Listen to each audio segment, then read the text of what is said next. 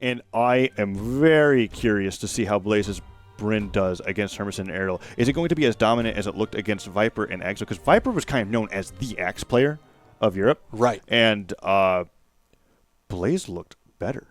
And that's why I'm wondering how he's going to match up if they can get through Aerial and Hermisen to fight in the grand finals and have that matchup for the first time. But that's something that we're going to have to find out after this best of 5 because we're going to game number 1, Mammoth Fortress being the start. And we're kind of seeing a little bit of a highlight of how quick Blaze is with the axe here on Bryn. That's the thing. I mean, Acno uses those bow light attacks so well, and they set up amazingly into a lot of the axe strings. We see Blaze looking for these downlights as anti-airs, but Hermisen maneuvering around them quite well, and Aerial trying to go for the Nair. Nair reversal from Acno. Was able to put a little bit of damage on Aerial, but those special signatures that we hear coming out from Sentinel, being able to send him off the right side of the map, did not KO, but it was so close to being able to get that early K. Oh, okay, good. Nice little downlight Sarah coming out from Blaze. Into the recovery. 2 recoveries in a row. So much Aerial, damage. Oh my gosh! Recovery. Blaze in the neutral stick double KO, being able to come back here with the weapon that I was not expecting them to have so much success on. That was looking so good for Aerial and Hermisen. The side stick came out. The early KO was looking possible, and then Blaze, after string, was just able to take advantage of Aerial, not respecting the fact that he was willing to keep going. Man, so Aerial, they just got both those stocks taken down, but I gotta tell you, that would stick in my mind. That ground pound from Hermisen, putting a lot of damage on the Acno. It's sticking in their minds, but they're not feeling defeated because of it. Now they're just working a little bit harder as we see Hermisen going on these amazing axe string combos on the Acno. Acno went from white to red almost instantly, and Hermisen's looking for the finisher. Now he's in danger. Going for the down air. Acno looking for the dare. The Nair catches him out of the axe recovery, avoiding the potential for that lower end spike, and the recovery comes out in just a little too early. If you wanted to go for a dodge read, and Acno manages to survive. In the meantime, Blaze has been having his own little battle over here with Aerial, and that Cider accidentally connects. I'm surprised. I thought that Blaze actually took out Acno there. Oh, but Aerial still falls. Blaze cleaning up that stock, tying it up. It's still 2 stocks and 1 across both teams. Ooh, and now the recovery coming out from Acno puts a little bit more damage onto Aerial. As you said, stocks are dead even. Hermisen, however, looking a little bit damaged, but Hermisen seems to have Acno's number. Every time I'm watching him on the left side of the map, engaging in a 1v1 exchange with Acno, he is winning 100% of the time, not even taking any damage. I think most of the damage Hermisen has taken has been from Blaze. Yeah, I mean, Blaze has really been the powerhouse on the red team this game. That Bryn is looking so clean. The movement is just everywhere, and every time I feel like you can't really trade with their teammate because Blaze is just there to clean up the stock. An amazing job from Blaze here. Now we have 3 stocks to 2, and Aerial is looking very hurt. Hermisen, Blaze trying to go for that stair to get the finisher. Weapon toss, forces the dodge. Hermisen manages to save his teammate there in the recovery on the Blaze. Will he go for the downer to be able to get this KO? He really needs to go for this because if he can get the KO, he can get the return kill onto Acno and potentially have the 1v1 of a lifetime. Sidestick goes in the opposite direction, trying to catch Acno's landing. Blaze, however, gets that recovery. He goes for the gravity cancel downlight right afterwards. Blaze has such creative options after hitting with a move with the spear, but the sidestick hits him. It's all right. He still has another stock. He does, but Acno is at risk of losing his last one, and that puts Hermisen in a very comfortable position to showcase who may have the better Bryn. Acno waiting patiently, however, and letting Blaze go off stage. Wall slip will activate very momentarily. There it is. 2 exclamation points, a quick stare for his troubles, and Hermisen gets back onto the stage. Going over for Acno, and there it is! Hunting immediately for Acno. He knows he wants that 1v1. Now he's got a shot. Hermisen versus Blaze, but the damage deficit is way in favor of Blaze. I swear that Axe was inches away from being able to hit in the ground pound connect. He got Hermisen the touch. Make it back? He did. Dodges up. Gets just over that dive Blaze got to be kick. careful. Here He's we got go. no weapon. Recovery does not clip off the right side of the stage, and the neutral light does it. Once upon a time, that spear recovery may have been able to hit from that position, but the way that it works is that if you're recovering into the stage, you have to be a little bit above for the full breadth of the spear to be able to connect. And Blaze was able to position in just the right place to where the neutral light caught Bryn's head before the spear was high enough to hit with that recovery and send him flying to his death.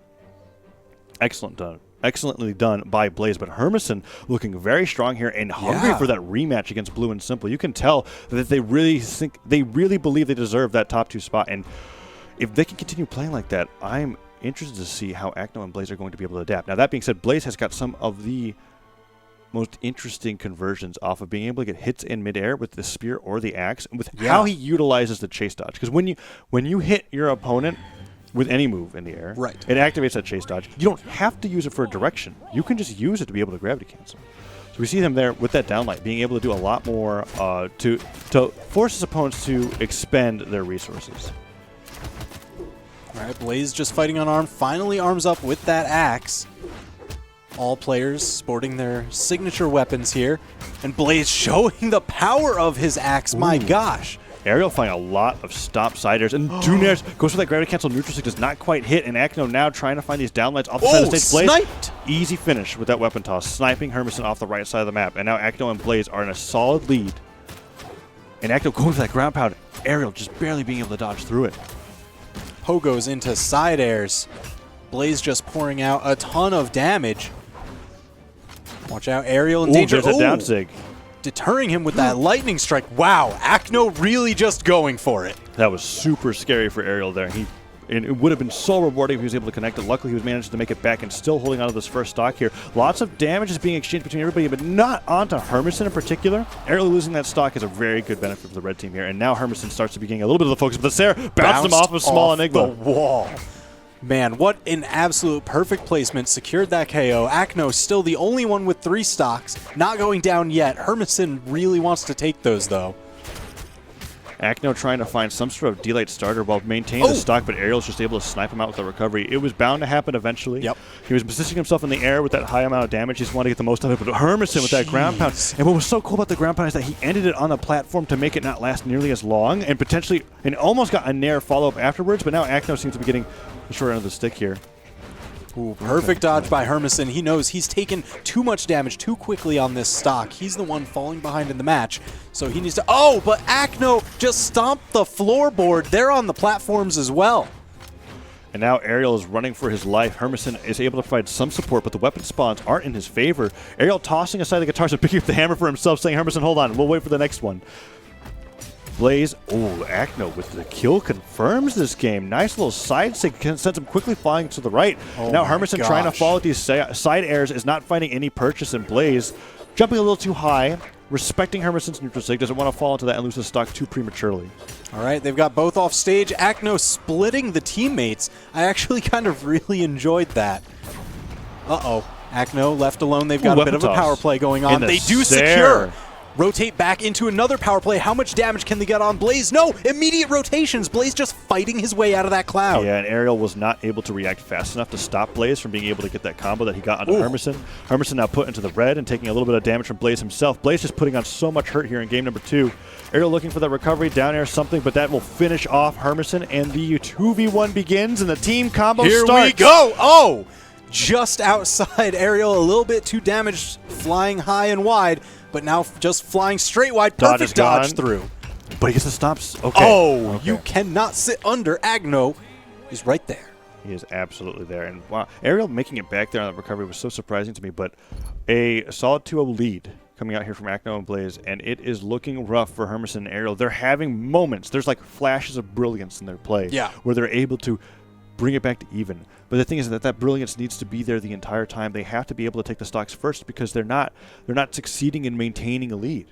Yeah, and it's tough when your lead just keeps getting deleted by Acno's surgical precision with those Koji signatures. And what's really terrifying is the moment where we're like, okay, Aerial and hermisen have an opportunity to really make something happen here. Blaze just hits both of them. Oh, yeah. And it's really strange. He's like in this moment of like, okay, I need to make sure that Acno's ready to play, so I'm going to make sure that they are separated. He gets the weapon that he wants, and then we're going to go back to doing a team dynamic. And it's like these moments where it's just like Blaze is invincible.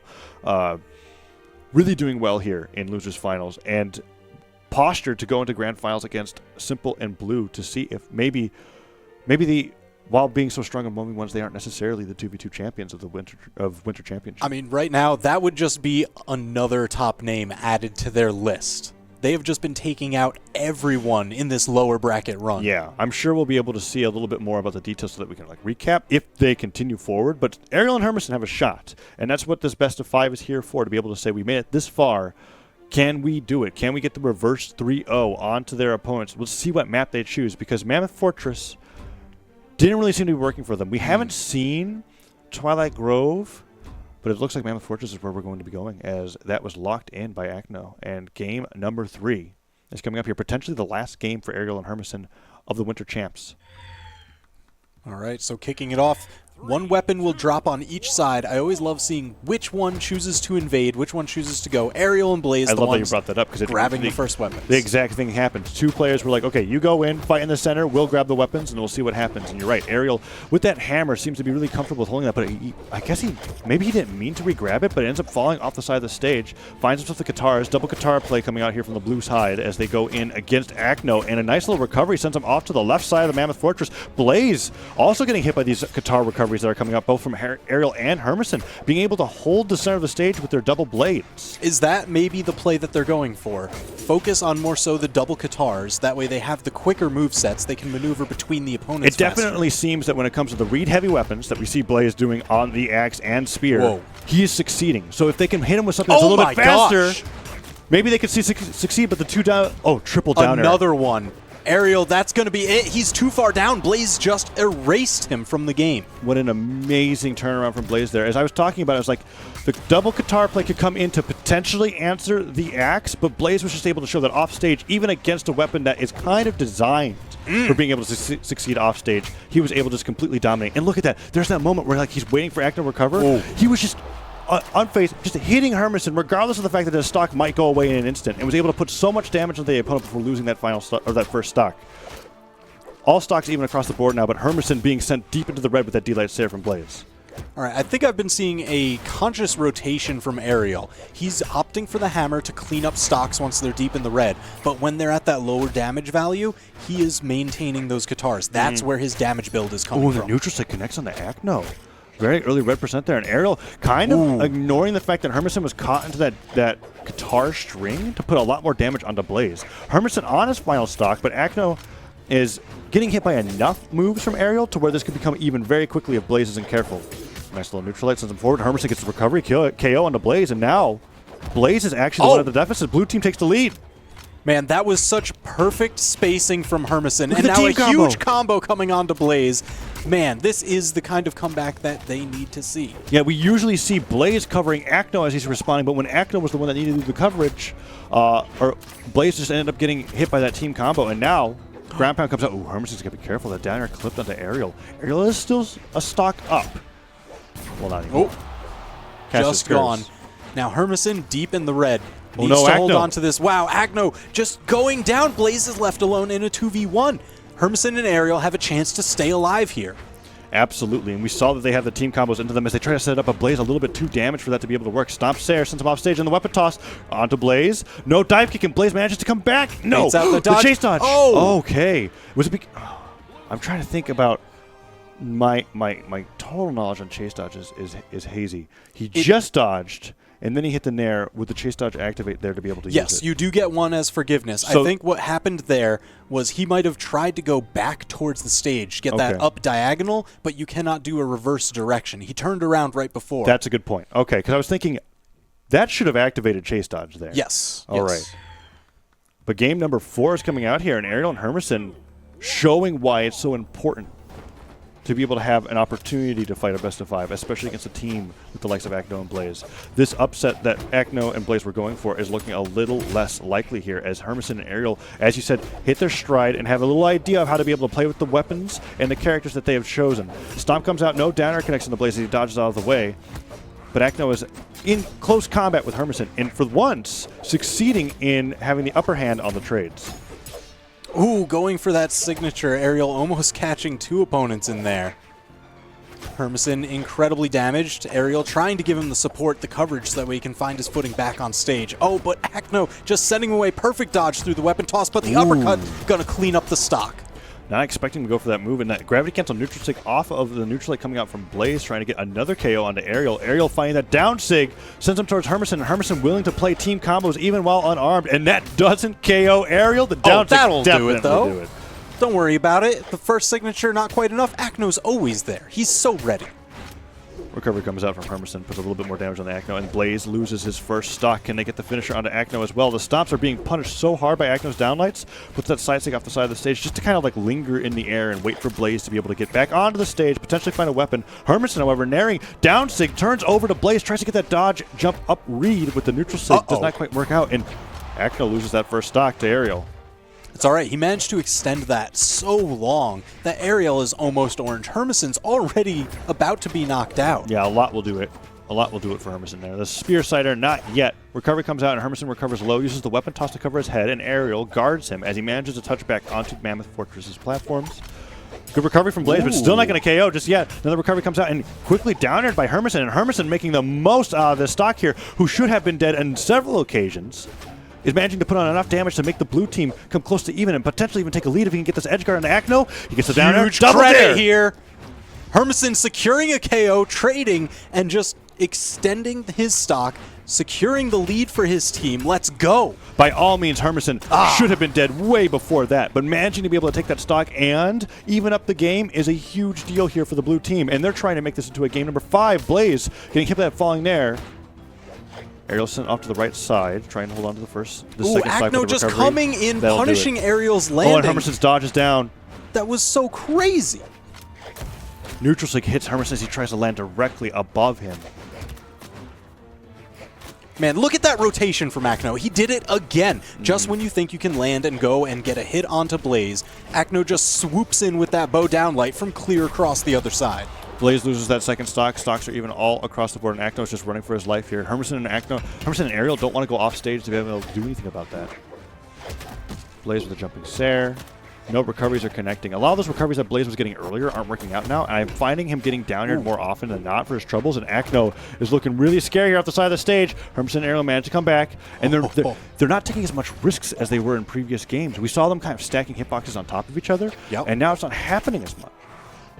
Ooh, dodging up out of that Qatar neutral light setup. Ooh, side stick does it onto Hermisen, and Acno for once is dominating, and Ariel finished off as he goes underneath the stage. Acno senses blood in the water, hits him with the gravity cancel downlight and the ground pound to get the finisher, and look at the damage. Acno did 775 damage that game. Incredible adaptation coming out from the red team, because I was originally seeing Blaze as the powerhouse. Blaze is the one hitting all the hits and Acno playing support, but now it looks like both players... just look at him cleaning up all those KOs. Both players seem to be able to play that role depending on whether or not it's appropriate. Side Sig finishes him off over the side of the stage, and he just goes off stage, weapon toss. He notices that bonk immediately. There's only one place Ariel can go, and that's directly to the wall. Hits him with the downlight, gets the ground pound right afterwards, and finishes it up. And now